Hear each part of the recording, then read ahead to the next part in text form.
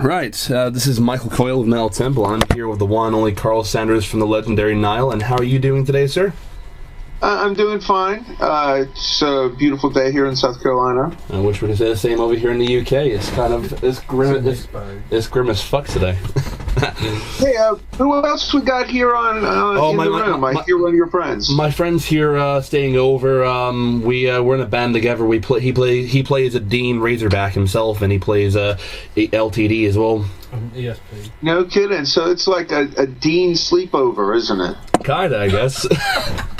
No, but he's also my best friend, and it's good to have him around, just to chill, play on the PS4, and just just all in all chill and have a good time and swap riffs and ideas. How do you like the PS4? I like it because I was on the 360 before, but this one I like a lot because it's easier to handle, and it's got a lot of cool features, and also you get like monthly free games. At the moment, I've got Metal Gear Solid 5, and so it's not bad. I mean, what do you play? I'm PC. Oh, nice. Yeah. Every time my kid's got the Xbox, and like every time like he invites me, into his room to play on his system, I can't play the fucking Xbox controller because I use a keyboard and a mouse. So he fucking kills me like just relentlessly because I'm just standing there like running into walls and. Yeah, so I'm on the same problem. We were playing GTA 5, and I can't go through the doors like anything. Nope. Okay, so the first question I wanted to ask was, with the release of the band's 8th studio record entitled What Should Not Be Unearthed, what can we expect from this new record, and how do you feel it stacks up against the band's last release, At the Gates of Sethu? What we can expect from this record will punch you in the face right out of the gate. I think it's very focused on the heaviness in the songwriting. The songs are, I think, very memorable this time around. It's not as much of a technical approach. I think on Sethu we were very concerned with doing everything super clean, super surgical, so you could like hear every fucking note. Yeah. And that's got its pros and cons. But this time around, it's kind of like a 180 from there, because we already did a fucking super clean album where you can hear all the fucking technicality and musicianship. We already did that. So this time we wanted to do something a little different. I think there was kind of a divisiveness to At the Gate of Sethu. A lot of people didn't like the super surgical clean sound. And when I hear it today, like, a couple years later, my reaction is something like, Jesus fucking Christ, listen to how clean that is. That's ridiculous. What in God's name were we thinking? It's a metal album.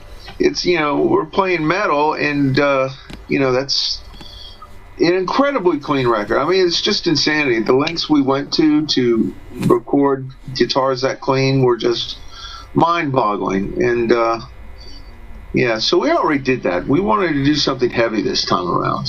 Yeah. And on this record, I mean, out of curiosity, which guitars did you choose for this record? Anything to do with 7 strings, or are you mainly using your latest or released Dean signature model? There's a couple 7 strings, like on the shreddy leads. Those are 7 strings. But the rhythm guitars are the Dean V, a version of which is the signature model that Dean has out now. Yeah. I've got a couple of those. I also used my Dean USA V. Oh, yeah. I used the 79 series, actually did quite a bit of on this record, the Dean V79. It's actually an incredible fucking sounding guitar. It's you wouldn't necessarily think the affordable version of a company's guitar would kick that much ass, but it does. There's a lot of that that occurs all over. What Should Not Be Unearthed. I mean, I know you have another D&V, which is a brown colored one with an Ankh inlay. I remember that from a gear rig down I saw a while back, and I was thinking to myself that the signature model released by Dean is exactly the same, except it's a see-through black, which is pretty badass, and it still has the scalped fretboard, which is actually incredible. Right. Yes, it's kind of like built upon that guitar as the example. Yeah. There's slight minor differences. The one that's available for everyone is a 25.5 scale. All right. And it's more of a black color. And it's chrome hardware, whereas my Dean USA has gold hardware on it. Yeah. That's to bring it back to the realm of affordability.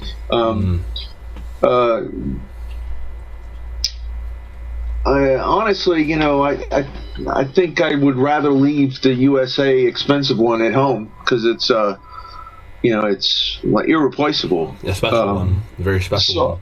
So I'm very actually grateful that I have a guitar now that I can take out and take on the airplane and go overseas with. That I don't have to constantly worry is going to be destroyed by the airlines. Yeah, I mean I bought a Les Paul a couple of years back. My dad bought me, and came in a new case, and got off the plane, and lo and behold, there's chunks of the lever missing out of the corners. Well, there you go. That's exactly the bullshit that they fucking do. And it even had the label on it saying fragile. And those airlines they're fucking bullshit. You know what I think? I think that somehow it just coincidentally works out that guy that's the luggage handler. Yeah. Right. That's putting the luggage onto the belt that takes it into the plane. He just happens to be a guitar player whose girlfriend slept with someone in Slayer as they were coming through town. So now every time that he sees a fucking guitar that he's got to fucking put on an airplane, he remembers that his girlfriend slept with the guy in Slayer. And so he's like just pissed off and slams the guitar down as hard as he can. You want to hear the irony, right? Years before the next question, years back, I actually bought a Kerry King BC Rich in a big case, and the same thing happened there. So there you go. The story fits. Yep, there you go. I'm not making it up. That's brilliant. Thank you for that. The next question is, when recording this record, did you do anything different compared to the previous release? Yes, absolutely. As far as like the guitar tone, we went back to a signal path that was more like what we used to do in the old days. Which was like the guitar into my Rode GP8. It's got like gain and EQ in it. It's also got a automatic low cut switch below 80 hertz. So that really helps too. And it goes, this time we went into my angle head. Used to be a Marshall JCM 2000. Yeah, I remember. But we discovered that the angle, I've got a couple of Invader angles, could get that same tone, but with just a little more clarity in it, which was one of the things that was driving us nuts about the Marshall before, which, our solution last time had been, okay, well, let's just take the distortion out of the front end. We'll just plug straight into the fucking front of the head and do it like Angus Young. Nice. But this time around, we did it more like old Nile. And the tone is closer to what you'd hear on like an Annihilation of the Wicked era kind of thing. Well, if you've heard the Unearthed, then you've probably heard what I'm talking about with the guitar tone. It's thick and crushing, but yet you can still tell what we're doing. Yeah, I mean, I'm actually lucky because I'll be reviewing the album for the Temple. So honestly, I'm going to be looking forward to hearing it, and you're definitely going to get one hell of a review on that one because I've been looking forward to this since seeing the artwork, and the artwork is just fantastic. So have you heard the record? I'm a little confused on this. Not yet. No, I've not been given the promo as of yet. It's a weird. Those bastards. It's a weird process, but Yeah, that to me that makes no sense. I think you guys should be, the first people to fucking hear it, so that when we're talking about the record, we have an actual basis of reference.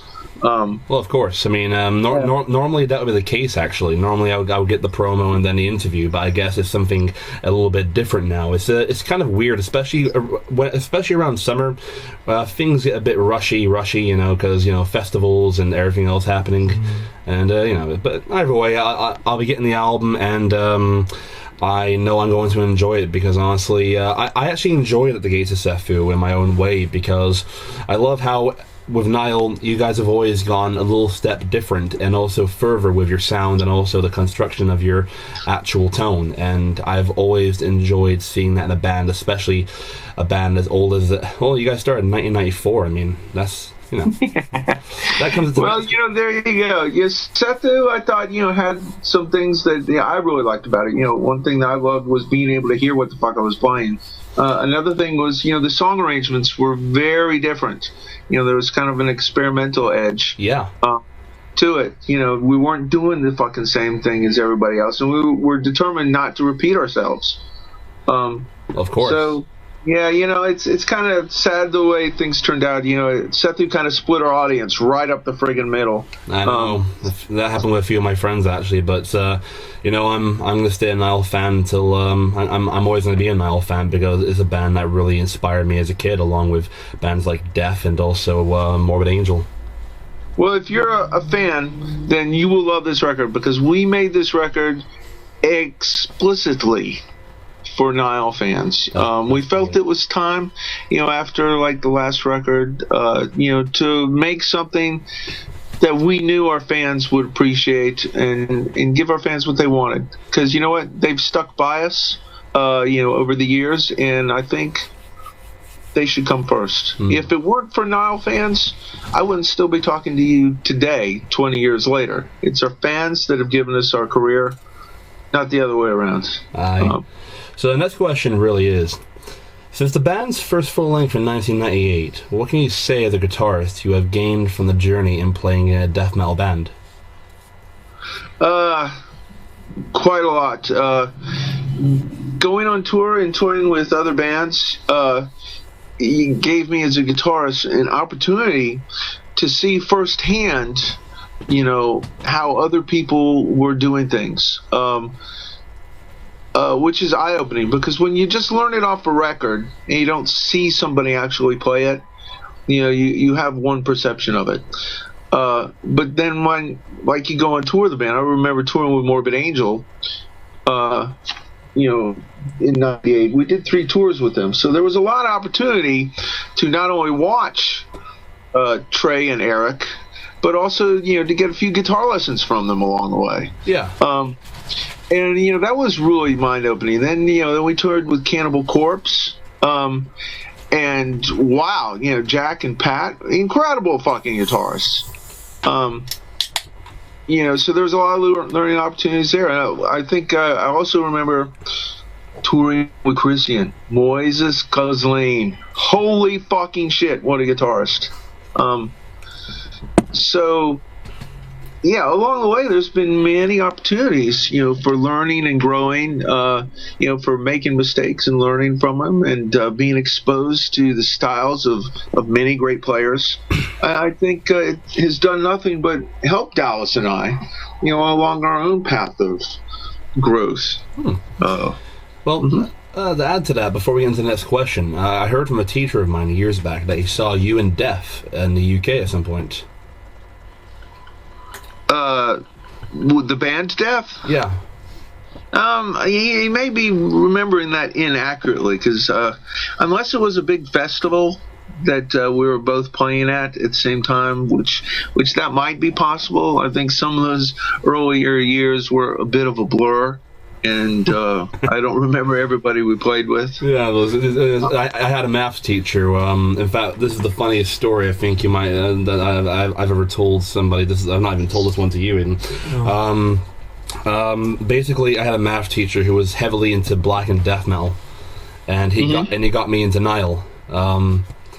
I think it was Black Seeds, and from that point on. I've just been a fan ever since, and it's kind of funny because I have trouble with math. I'm a dyslexic, and to have a teacher like that who, after class, saw me wearing a Cannibal Corpse shirt, was like, you know, I used to have the dead baby shirt, and I'm thinking, you mean Butcher at Birth? That's the one. And they were saying that, and I'm thinking, there's no fucking way. Because he was in a whole suit, haircut, and I'm thinking to myself, this is surreal. Yeah, that is surreal. Yeah. So did he help you with your math? Was he did, a cool actually. guy? I passed math in college, and it was all thanks to him. And you know, as a thank you, I actually made the guy mix CD with Nile, Behemoth, and Fear Factory, some of his favorite bands. And you know, he's a good friend to this day still. That's awesome. Fuck yeah. So, as a young musician, what were your main influences in wanting to play this particular type of metal, and would you say you still keep to those same influences, or have some changed over the years? Well, obviously some have changed over the years. When I started playing guitar, there was no death metal. It hadn't been invented yet. It had not evolved or been hatched or however you want to call it. It wasn't until like years later, you know, after I'd already been in bands for years, that I discovered death metal. So I've got like a really wide range of influences. Like when I first started playing, you know, it was like Iommi, Clapton, Beck, Page. I was a Santana fan for a long time. That's cool. I really have always admired the guitar playing of Uli Roth. Back when he was with the Scorpions, and then, you know, later on his solo stuff. Yeah. And that's a constant. That hasn't changed. What has changed is, you know, getting to see firsthand, you know, someone like Treya Zagdoth, because I was friends with David Vincent before Morbid Angel. So I got to go to some of the rehearsals, the very early Morbid Angel, and that was mind-opening. Holy fucking shit. You know, that was my reference to death metal, was the early Morbid Angel. Songs that would later become the stuff on Altars of Madness. I think it was called Abominations of Desolation or something like that. Yeah. Uh-huh. Anyway, so yeah, there were a whole new range of influences. Like, I had all these older influences, and then as death metal started evolving, it was like, wow, this is a whole new challenge. It's a whole new level of musicianship. You know, this is something I really want to learn to do. Yeah. I mean, that's pretty fucking badass. I have a fan question here from my friend Josh McGlynn. He asks, what main song do you enjoy playing live the most? Wow. You know, I enjoy all of them. I really do. They each have something to offer. But, you know, playing a song like Una Slayer of the Gods is ridiculous fun. I really like that. I like playing Black Seed's Vengeance, not only because it's a cool song and all, and it's close to our hearts, but the interaction with the audience is always the best part of the fucking evening. I really enjoy that communal spirit when the band and the fans kind of bond together and all get on that same wavelength of metal. You know, that to me is what I live for. It's the best moment of the whole day. That's awesome. Another fan question is from my friend down in London, Beth Ransom. She asks, what is the most heartfelt thing a fan has ever said to you?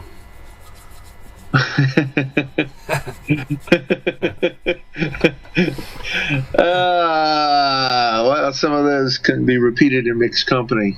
Yeah.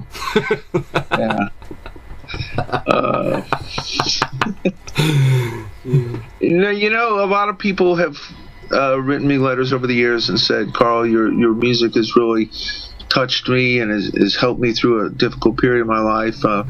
Every once in a while, soldiers will write me and say,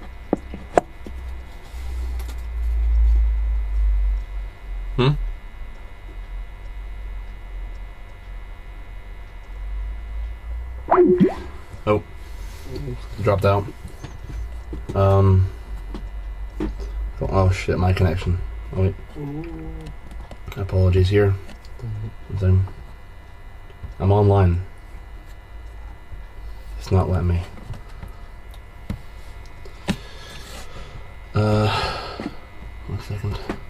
My connection's on. Is this being weird? Yeah, I can. No worries. Split into 2 parts or something.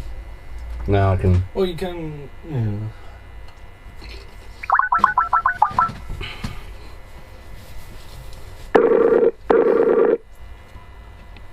Apologies there. For some reason, the connection dropped. Oh, no worries. I'm really sorry about that. It's really embarrassing. Now, the signal over here in the house has been a bit weird. We've been switching providers. Damn internet. Virgin Media. Never trust it. Never trust it. But yeah. You were saying that soldiers write to you. Soldiers, yeah. Saying, I would listen to you guys before we'd head out on patrol. Or, like, wounded vets would write and say, your music really helped me, while I was recovering or whatever. Those are extremely meaningful letters. But, I really also like the stuff when fans just say, dude, I appreciate your music. Thank you for, sticking it out and doing what it takes to, keep Nile going and keep on making Nile music. I think that's some really heartfelt, sincere stuff, and that stuff also helps me keep going. In this day and age, you see so much bashing on the internet. No matter how good your band is or how talented you think you are, you're always getting knocked down a few pegs. So it's it helps, I think, us as artists and musicians, to get a little positive feedback now and then. That's really awesome. Now here's a question that will bring back a lot of memories. This goes back to one of your old bands. What was it like jumping from Mariah to Nile, and what was the inspiration behind Nile? Well, a lot of it had to do with the music I was, becoming exposed to, and as metal started evolving. And going from Mariah to Nile had a lot to do with, my bandmates and, the singer that we had. For some reason, your camera is on. So I see you doing funny stuff. There you go. There you go. Let me see. Yeah. We don't have to do this video if you don't want to. It works better. That means at least you know who you're talking to. Okay. So it was kind of like I wanted to do heavier things, but I was kind of having to drag my bandmates kicking and screaming into the realms of death metal. Yeah. They don't do it. I get what you mean, you wanted to progress and they wanted to stay in one place, didn't they? Yeah, and so there was, during the early years, there was a little bit of friction until I got them to see things my way. That's pretty awesome. But as well, I got one more fan question, and this is from the man in the room here.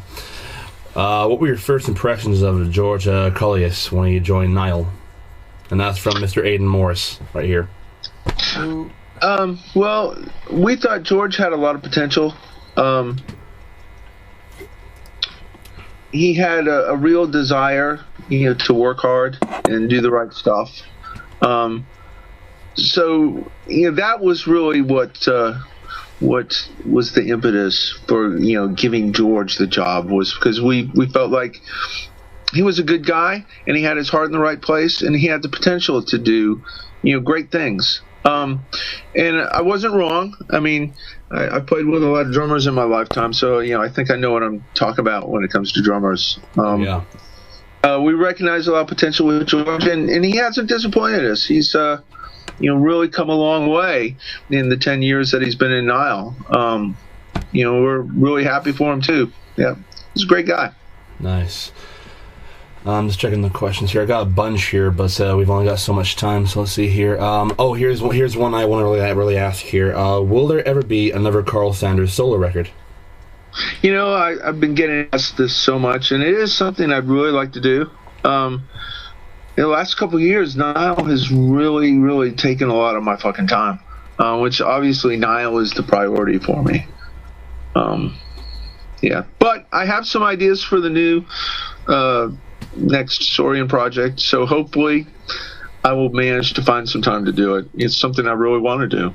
I'm looking forward to it because honestly, I really enjoyed the first one. It was so different compared to your stuff in Nile, but I loved every different musical instrument you used in it. You know, it was very open-minded, very creative, and once again, that's also been a massive inspiration on me as a guitarist because it goes to show you that there are different angles to every musician. There's what you do with death metal, and then you have your own bits and pieces that you have stored away in case you want to use it for something else.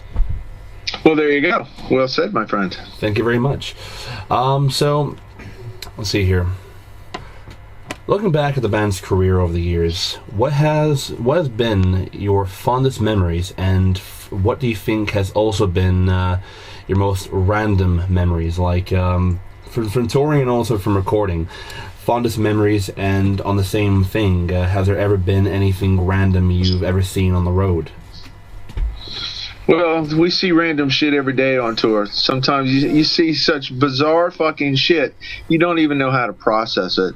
Yeah. You just kind of have to chalk it up to, life randomness that happens when you put a whole lot of crazy people in one fucking building. I know the feeling. Yeah, the insane becomes the mundane. You roll out of your bunk every morning on the tour bus and just kind of expect, all right, what kind of stupid shit is going to happen today? But as far as like really fond memories, I got a couple. Like playing Wacken, and it was 03 or 04.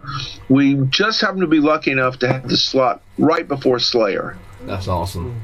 So the crowd was at its peak. I remember when we were playing Sarcophagus, when we got to the big climax part, and usually that's when they throw the big audience lights on that lights up the whole audience, so that everybody goes nuts. And I saw when they threw the lights on the crowd, I saw how big 40,000 fucking people is, and I went, holy fucking shit. This is like a life, long dream to play a show like this. Holy fuck. I remember last year we played Rockout Park in Columbia, which was 125,000 people on the night we played. Holy shit. Holy shit. Yeah, we were down there. I think Exodus was there too, and a bunch of other bands playing a metal day. It's a big 3-day festival put on by the Colombian government, and it's free. So, they get massive numbers. Free? Yeah, it's huge. It's free. Oh, wow. Okay, Aiden, I know where we're going this year. Yep. So, anyway, 125,000 people. Dude, I couldn't see the back fucking row. The people went on further than what my eyes were capable of discerning. That's incredible. That really is. Yeah, so those are fun moments. Yeah. Let's see here. So, in your own opinion, out of all of the Nile records that have come out over the years, what has been, in your opinion, the best one that you've worked on as a guitarist? Well, best is such a subjective word. Best at what? You could look at that a whole different ways. I think each one of the Nile records has, aspects, that you could point to and go, well, this is the best this, and this is the best that, or this is the worst this, and this is the worst that. I can rephrase it. What's the most fun record you've ever worked on? Well, I'd say the most fun record we ever done would be the new one.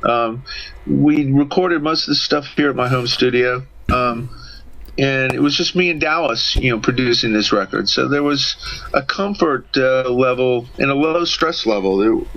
Halfway through, we realized how much fun we were having, and we were both laughing, going, "This is the most fun we've ever had making a record. What the fuck? Shouldn't it be harder than this? Shouldn't we be trying to kill each other right now and tearing our hair out and screaming?" but it wasn't. Maybe all those years of difficult studio experiences, paved the way for knowing how to have fun with it nowadays. That's awesome. And I guess the final question for the interview really is, do you have any words for the fans at home watching this? Watching it? Why are we on video? No. The actual audio recording gets uploaded to YouTube, and they put like a picture. Okay. Yeah, or listening or watching this. Either way, it beats having to type it out nowadays. So there you go. Yeah, if we can talk faster, we can type for sure. And there's no spelling errors when you're talking, right? That's right. Yeah, no one will come behind and edit you and change all your sentences. And, exactly. Unless, of course, they can get someone with my exact same voice and be like, okay, I can cover this.